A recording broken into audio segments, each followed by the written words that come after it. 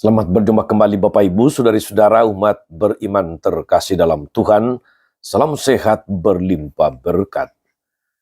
Selamat berhari Minggu untuk Anda dan keluarga pada hari Minggu tanggal 11 Januari 2026.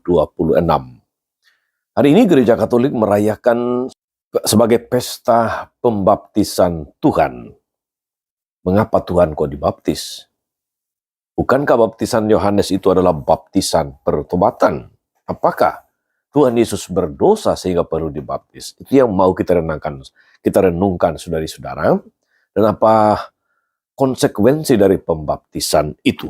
Kita dengarkan sabda Tuhan terlebih dahulu dari kutipan Injil Matius bab 3 ayat 13 sampai 17. Dalam nama Bapa dan Putra dan Roh Kudus. Amin. Ketika Yohanes membaptis di sungai Yordan, datanglah Yesus dari Galilea ke sana untuk dibaptis olehnya.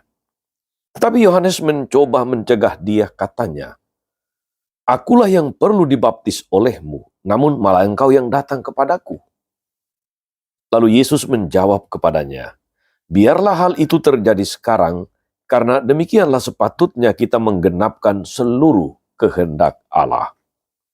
Yohanes pun menurutinya. Sesudah dibaptis, Yesus segera keluar dari air dan pada waktu itu langit terbuka.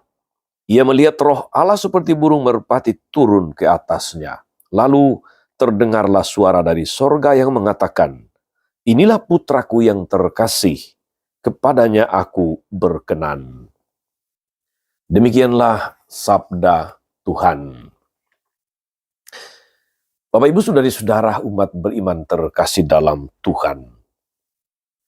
Pembaptisan yang dilakukan oleh Yohanes adalah pembaptisan tanda pertobatan. Sebagaimana diseru-serukan oleh Yohanes Pembaptis di padang gurun, "Bertobatlah dan berilah dirimu dibaptis." Ini adalah sebuah tindakan simbolik saudari-saudara. Seperti air yang mengalir membersihkan tubuh dari segala macam kotoran, pembaptisan ini menyiapkan hati agar pribadi yang dibaptis, layak untuk menyambut kedatangan Mesias. Itulah tujuan kedatangan orang-orang yang berhimpun di sekitar Yohanes. Maka hadirnya Yesus menjadi sebuah kejutan bagi Yohanes. Saya yakin sekali saudari-saudara bahwa Yohanes belum tahu kalau Mesias yang dinanti-nantikan itu adalah Yesus, saudara sepupunya sendiri. Tapi ia pasti mengenal karakter pribadi Yesus yang tidak tercelah. Maka tidak heran saudari-saudara kalau Yohanes sepertinya ragu-ragu untuk membaptis Yesus. Karena itu muncul pertanyaan daripada Yohanes, "Akulah yang perlu dibaptis olehmu, dan engkau yang datang kepadaku." Saudari-saudara umat beriman terkasih dalam Tuhan. Namun Yesus menuntut baptisan serupa. Yesus berkata, "Biarlah hal itu terjadi, karena demikianlah hendaknya kita menggenapkan seluruh kehendak Allah." Menggenapkan seluruh kehendak Allah. Jadi, Yesus menuntut baptisan serupa saudari-saudara, bukan pertama-tama untuk menyucikan dirinya sendiri, karena dia tidak berdosa menurut kitab suci. Ia sama dengan manusia dalam segala hal, kecuali dalam hal dosa. Tetapi untuk menjadikannya sebagai model bagi orang beriman. Sekali lagi, menjadikannya sebagai model bagi orang beriman. Tanda solidaritasnya kepada semua umat manusia. Bahwa betapa perlunya kerendahan hati dan pertobatan di dalam penghayatan iman. Maka pesan spiritualnya adalah saudari-saudara, jika Tuhan yang maha besar, maha tinggi dan agung, yang suci dan murni itu, mau menerima baptisan pengampunan dosa, mengapa manusia berdosa enggan untuk bertobat? Lebih jauh lagi kalau kita ingin menjelaskannya, kalau Tuhan saja yang suci memberikan teladan luar biasa kepada kita sebagai model, mengapa kita yang telah dibaptis seringkali enggan untuk bertobat? Kalaupun bertobat, dengan mudah kumat kembali. Saudara-saudara umat beriman terkasih dalam Tuhan, pengalaman spiritual Yesus ini adalah pengalaman kerendahan hati seorang anak manusia. Ada banyak orang yang tidak berbicara dan memberikan pengajaran tentang hidup dan moral, tetapi menghayatinya dengan seksama dan memberikan teladan kepada orang-orang yang ada di sekitarnya.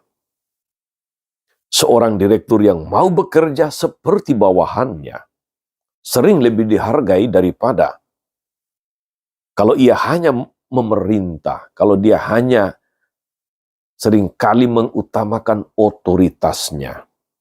Bawahannya bahkan mungkin menjadi enggan melalaikan tugas karena teladan hidup dari pimpinannya.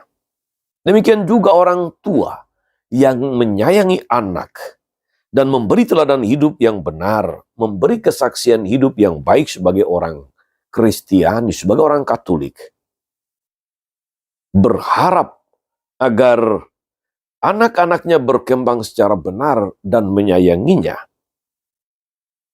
Teladan hidup seringkali lebih kuat, saudara-saudari, daripada kata-kata indah. Action speak louder than word.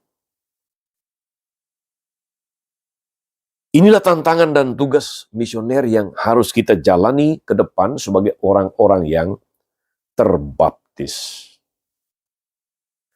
Kalau Yesus memberi dirinya dibaptis sebagai model bagi kita orang-orang berdosa,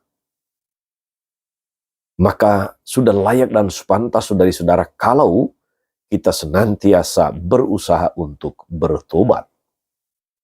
Kalau Yesus memberikan dirinya untuk dibaptis dan mengatakan biarlah hal itu terjadi supaya kehendak Allah digenapi.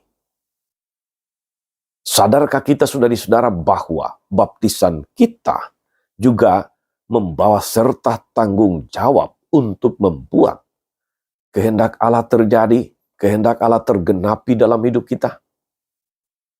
Moga-moga saudari-saudara mendengar dan merenungkan firman Tuhan hari ini, kita semakin diteguhkan, kita semakin disemangati, kita semakin diinspirasi untuk senantiasa berusaha melaksanakan kehendak Allah dalam hidup ini.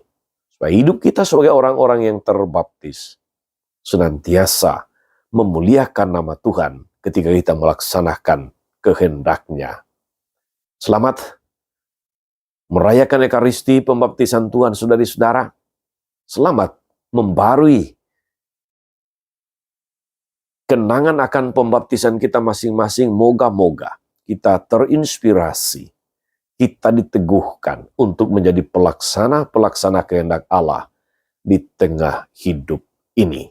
Terpujilah Tuhan yang telah memanggil, dan terpujilah gereja yang melaluinya kita boleh menerima baptisan untuk menjadi anak-anak Allah. Tuhan Yesus memberkati.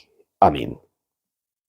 Tuhan Yesus Kristus, kami bersyukur karena Engkau, Allah yang Maha Tinggi, turun ke tengah dunia, merendahkan diri, bahkan memberi diri dibaptis, untuk menunjukkan kepada kami betapa sebagai orang-orang berdosa kami harus senantiasa bertobat. Betapa sebagai manusia yang telah terbaptis kami harus berusaha menjadi pelaksana kehendak Allah di tengah dunia. Kuatkan kami agar Berkat baptisan, kami sadar akan tugas kami untuk menjadi pelaksana-pelaksana kehendak Allah di tengah dunia ini. Terpujilah namamu sepanjang segala masa. Amin. Saudari-saudara sekalian, berkat Allah turun atas saudari-saudara. Atas mereka yang kita doakan atau kita janjikan doa. Mereka yang sakit dan menderita, segala rencana, karya, dan pelayanan hari ini. Bapa dan Putra, dan Roh Kudus. Amin. Tetap sehat, teruslah menjadi berkat.